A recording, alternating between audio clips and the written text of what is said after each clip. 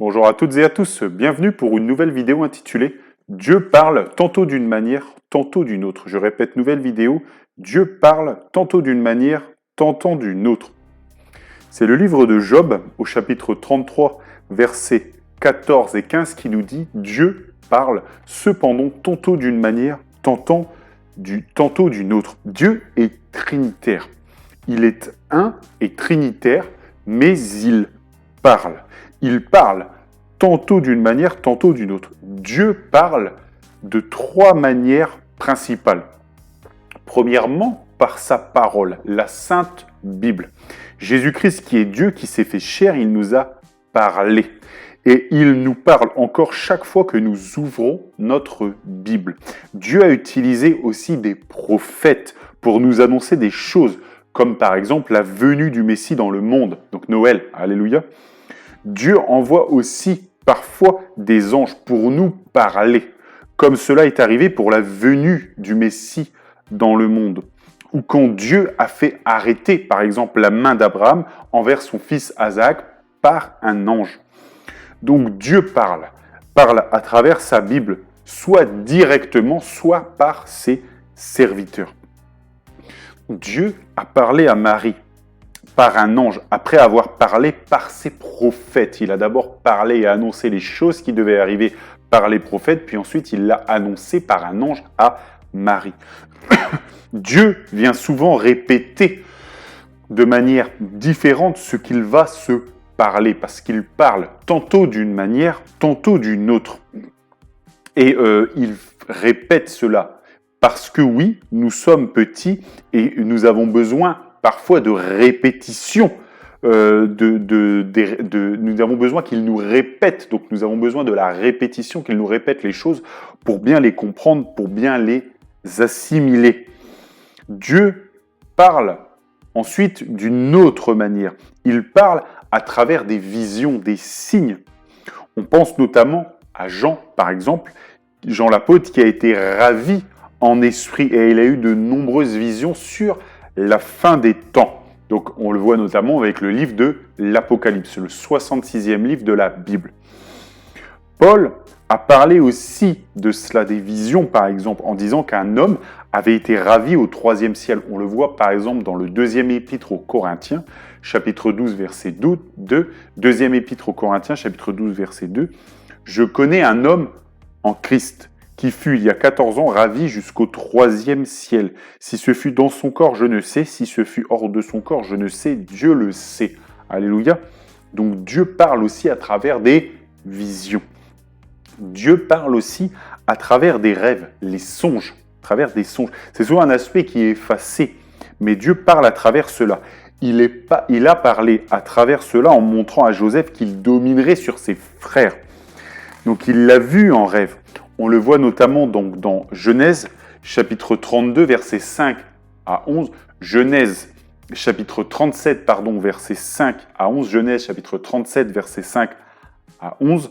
La Bible dit « Joseph eut un songe, et il le raconta à ses frères qui le haïrent encore davantage. Il leur dit « Écoutez donc ce songe que j'ai eu. Nous étions à lier des gerbes au milieu des champs, et voici ma gerbe se leva et se tint debout. Vos gerbes l'entourèrent et se prosternèrent devant elle. » Ses frères lui dirent « Est-ce que tu régneras sur nous? Est-ce que tu nous gouverneras ?» Et ils le haïrent encore davantage à cause de ses songes et à cause de ses paroles. Il eut encore un autre songe, et il le raconta à ses frères. Il dit « J'ai eu encore un songe, et voici, le soleil, la lune et 11 étoiles se prosternaient devant moi. » Il le raconta à son père et à ses frères. Son père le réprimanda et lui dit « Que signifie ce songe que tu as eu? Faut-il que nous venions, moi, ta mère et tes frères, nous prosterner en terre devant toi ?» Ses frères eurent de l'envie contre lui, mais son père garda le souvenir de ces choses. Alléluia. Donc vous voyez, quand nous dormons, Dieu, lui, ne dort pas. Il veille et il peut donner des songes. Dieu parle. Et Dieu a parlé ici à Joseph. Et Joseph a été emmené captif en Égypte. Et Pharaon l'a fait sortir de sa captivité. Et Pharaon l'a élevé comme étant le premier en Égypte, le plus puissant en Égypte, parce que Dieu l'a permis. Dieu a travaillé les temps. Dieu a travaillé les circonstances pour que Pharaon élève Joseph. Et Joseph avait eu ce songe des années. même des décennies avant que cela arrive. Parce que vous voyez, la Bible dit que Joseph a eu des songes et il voyait que ses frères, la gerbe de ses frères venait se prosterner devant sa gerbe à lui, devant lui. Et Dieu a répété l'opération. Il a répété en lui donnant à Joseph un deuxième songe qui venait confirmer le premier. Alléluia. Donc oui, Dieu parle à travers des songes. Et cela arrive une fois, Dieu révèle quelque chose. Et si cela, Dieu répète un autre songe qui veut dire la même chose, alors oui, mon frère, ma soeur, sois-en sûr, cela viendra dans ta vie. Alléluia. Donc voici comment Dieu parle. Dieu parle aussi finalement de manière non verbale. Parce que, par exemple, la création, elle témoigne du Créateur. Quand on contemple la beauté de ce monde, on contemple et on comprend qu'il y a eu création. Et s'il y a eu création, il y a eu un Créateur. Donc la création témoigne du Créateur. Donc le monde témoigne de Dieu. Alléluia. Donc nous allons revenir aujourd'hui plus particulièrement au fait que Dieu parle, et Dieu parle directement à travers ses anges, à travers sa parole, à travers la Bible. Alléluia. Donc, avant de venir se faire chair, Dieu a annoncé, Dieu a parlé à ses prophètes sur le fait que cela devait arriver. On le voit notamment à travers Ésaïe. Matthieu chapitre 2 versets 1 à 6 nous dit, Évangile de Matthieu chapitre 2 versets 1 à 6, Jésus étant né à Bethléem en Judée, au temps du roi Hérode, voici les mages d'Orient arrivèrent à Jérusalem et dirent, où est le roi des Juifs qui vient de naître? Car nous avons vu son étoile en Orient et nous sommes venus pour l'adorer. Le roi Hérode, ayant appris cela, fut troublé, et tout Jérusalem avec lui. Il assembla tous les principaux sacrificateurs et les scribes du peuple, et il s'informa auprès d'eux où devait naître le Christ. Ils lui dirent à Bethléem, terre en Judée, car voici ce qui a été écrit par le prophète. Et toi, Bethléem, terre de Juda, tu n'es certes pas la moindre entre les principales villes de Juda, car de toi sortira un chef qui paîtra Israël, mon peuple. Alléluia. Donc vous voyez, les mages ont vu, ils ont eu une vision, ils ont vu l'étoile en Orient. Dieu leur a envoyé cela. Et les mages sont venus parce qu'ils savaient que le Messie, Dieu venait de se faire chair. Alléluia. Ils sont venus donc en Israël. Et ils ont dit, où est le roi qui vient de naître? Et le roi Hérode, là, qui dirigeait à cette époque Israël, il était troublé. Et tout Jérusalem avec lui, parce que il ne savait pas que, bien sûr, il y avait eu la naissance, la venue dans le monde, que Dieu s'est fait chair. Alléluia, il ne savait pas cela. Et donc, du coup, il a été consulté l'Ancien Testament. Il a été consulté les écrits parce que Dieu parle. Et Dieu a parlé à ses prophètes. Et il a voulu savoir ce que Dieu avait dit pour savoir où était né ce roi. Alléluia, le roi des rois. Où est venu Jésus-Christ. Où il s'est fait chair. Où Dieu le Fils s'est fait chair. Alléluia. Et donc, du coup, il a dit aux principaux sacrificateurs de rechercher dans la parole. Et donc, Dieu, quand il parle, cela a été consigné dans sa Bible, dans la parole. Alors, ils ont ouvert les anciens écrits des prophètes. Et ces principaux sacrificateurs ont relevé les paroles des anciens. Et ces anciens qui avaient parlé, les anciens prophètes qui avaient parlé de la part de Dieu, ont dit, « Et toi, Bethléem, terre de Juda, tu n'es certes pas la moindre entre les principales villes de Juda, car de toi sortira un chef qui paîtra Israël, mon peuple. » Alléluia. Donc oui, c'était à Bethléem, c'était en Juda que devait naître, que devait venir se faire chair Dieu le Fils. Alléluia. Que devait venir Jésus-Christ. Et donc, vous voyez, Dieu a parlé dans sa parole, dans sa Bible. Et la Bible est là pour sceller la parole de Dieu, pour la rendre palpable, pour que nous puissions l'étudier. Et Dieu envoie aussi des anges pour annoncer sa parole. Et l'ange le plus fameux qui annonce donc les prophéties de Dieu, c'est l'ange Gabriel, l'archange même Gabriel. Et donc, Dieu a envoyé l'archange Gabriel pour annoncer à Marie ce qui devait arriver. Et on vous le voit ensemble dans l'évangile de Luc, chapitre 1, versets 26 à 38. Évangile de Luc, chapitre 1, versets 26 à 38. Versets 26 à 38. Au 6e mois, l'ange Gabriel fut envoyé par Dieu dans une ville de Galilée appelée Nazareth, auprès d'une vierge fiancée à un homme de la maison de David nommé Joseph. Le nom de la vierge était Marie. L'ange entra chez elle et dit « Je te salue, toi à qui une grâce a été faite, le Seigneur est avec toi. » Troublée par cette parole, Marie se demandait ce que pouvait signifier une telle salutation. L'ange lui dit « Ne crains point, Marie, car tu as trouvé grâce devant Dieu. Et voici, tu deviendras enceinte et tu enfanteras un fils et tu lui donneras le nom de Jésus. Il sera grand et sera appelé fils du Très-Haut et le Seigneur Dieu lui donnera le trône de David, son père. Il régnera sur la maison de Jacob éternellement et son règne n'aura point de fin. » Marie dit à l'ange « Comment cela se fera-t-il puisque je ne connais point d'homme ?» L'ange lui répondit « Le Saint-Esprit viendra sur toi et la puissance du Très-Haut te couvrira de son ombre. C'est pourquoi le Saint-Enfant qui naîtra de toi sera appelé Fils de Dieu. Voici Élisabeth, ta parente, a conçu elle aussi un fils en sa vieillesse, et celle qui était appelée stérile est dans son 6e mois. Car rien n'est impossible à Dieu. » Marie dit « Je suis la servante du Seigneur, qu'il me soit fait selon ta parole. » Et l'ange la quitta. Alléluia. Marie dit qu'il me soit fait, selon ta parole.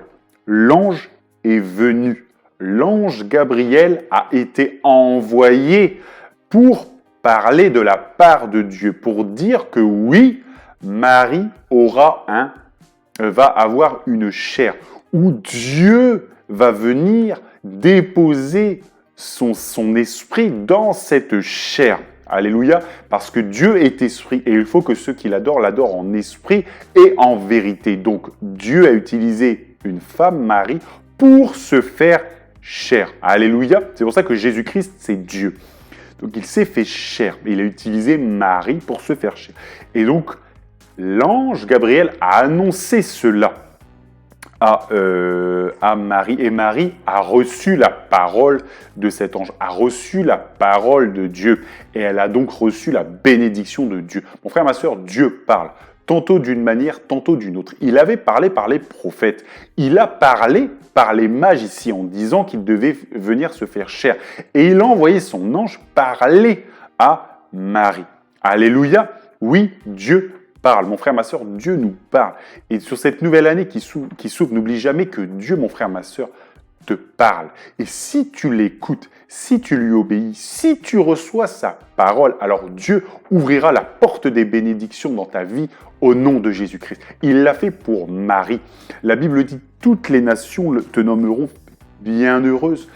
L'ange a dit « Le Seigneur est avec toi. » Alléluia, quelle bénédiction, quelle grâce. Le Seigneur a été avec elle. Il est avec elle parce que oui, elle a reçu la parole par la foi. Et nous aussi, mon frère, ma sœur, qui recevons la parole de Dieu, qui recevons les prophéties de Dieu, de ses prophètes, qui pouvons aussi recevoir un ange qui nous parlera de la parole de Dieu, qui pouvons aussi recevoir des songes, qui pouvons recevoir aussi des visions. Si nous recevons le message de la parole, ce que Dieu a à nous dire, Dieu aussi nous bénira au nom de Jésus-Christ. Alléluia. Donc oui, toujours avoir un cœur ouvert à la parole de Dieu, la méditer, qu'elle ne s'éloigne pas de nous, afin que oui, nous soyons puissamment bénis au nom de Jésus-Christ. Alléluia. Dieu s'est fait chair et Dieu est venu dans le monde par amour pour nous. Il n'a pas voulu nous laisser, mais il a voulu embrasser notre condition misérable d'être humain pour nous montrer la voie de la foi en Dieu, la voie de la foi en Jésus-Christ, la foi du fait qu'il faut lutter contre le péché et toujours obéir à Dieu. Et Dieu a bouclé finalement cet événement merveilleux où il est venu, où il s'est fait chair. Il l'avait annoncé par ses prophètes, il l'a annoncé par son ange, il l'a annoncé par des mages, Et il a aussi envoyé, des anges pour qu'ils puissent adorer l'Éternel. On le voit dans l'évangile de Luc, chapitre 2, versets 8 à 15. Évangile de Luc, chapitre 2, versets 8 à 15. Il y avait dans cette même contrée des bergers qui passaient dans les champs les veilles de la nuit pour garder leurs troupeaux. Et voici un ange du Seigneur leur apparut et la gloire du Seigneur resplendit autour d'eux. Ils furent saisis d'une grande frayeur. Mais l'ange leur dit, « Ne craignez point, car je vous annonce une bonne nouvelle qui sera pour tout le peuple le sujet d'une grande joie. C'est qu'aujourd'hui, dans la ville de David, il vous est né un sauveur qui est le Christ, le Seigneur. Et voici à quel signe vous le reconnaîtrez. Vous trouverez un enfant emmailloté et couché dans une crèche. » Alléluia. Donc Dieu envoie son ange et l'ange va annoncer à des bergers, il va annoncer à des personnes. Il va annoncer à des personnes comme nous qui sommes là dans le monde, il va leur dire oui, il y a une bonne nouvelle, c'est que oui, le Seigneur, il est venu, il s'est fait chair. Il vous est né, dit l'ange, un sauveur qui est le Christ. Alléluia, et c'est Jésus Christ. Il leur a annoncé la bonne nouvelle, il leur a annoncé la venue de Dieu qui se fait chair dans ce monde. Alléluia, le salut, l'espérance est là parce que Dieu est venu par amour. Alléluia, car Dieu a tant aimé le monde qu'il a donné son Fils unique afin que quiconque croit en lui ne périsse point, mais qu'il ait la vie éternelle. Alléluia. Donc Dieu est venu, Dieu s'est fait chair et Dieu l'a annoncé. Encore une fois ici, vous voyez, par son ange qui a été voir les bergers. Et il a aussi envoyé une vision. Dieu parle dans les songes, Dieu parle dans les visions, Dieu parle directement par sa parole, par les anges, par les prophètes. Alléluia. La Bible dit, donc Évangile de Luc, chapitre 2, verset 13, Évangile de Luc, chapitre 2, verset 13, il dit « Et soudain, il se joignit à l'ange une multitude de l'armée céleste, louant Dieu et disant « Gloire à Dieu dans les lieux très saints et paix sur la terre parmi les hommes qu'il agrée. » Lorsque les anges les eurent quittés pour retourner au ciel, les bergers se dirent les uns à l'autre « Allons jusqu'à Bethléem et voyons ce qui est arrivé, ce que le Seigneur nous a fait connaître. » Alléluia, les bergers ont donc été à Bethléem, ont été voir cet enfant qui était emmailloté.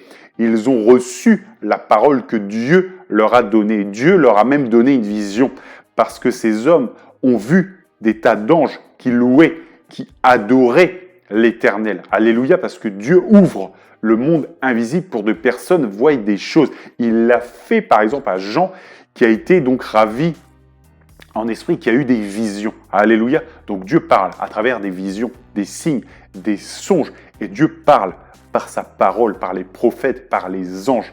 Alléluia. Donc oui, soyons attentifs. Soyons à l'écoute de sa parole. Dieu parle tantôt d'une manière, tantôt d'une autre. Et Dieu a parlé à ces bergers en envoyant un ange. Et oui, ils ont été voir le Messie, ils ont été voir Jésus-Christ. Et ils ont vu cet enfant mailloté. Et ils ont vu Dieu qui s'est fait chair. Et ils ont reçu la bénédiction que Dieu leur avait donnée par son message, par sa parole. Mon frère, ma sœur, soyons concentrés sur ce que Dieu a à nous dire chaque jour dans nos vies. Et oui, nous vivrons la gloire de Dieu au nom de Jésus-Christ. Alléluia. Que Dieu vous bénisse dans le nom de Jésus-Christ et que toute la gloire lui revienne.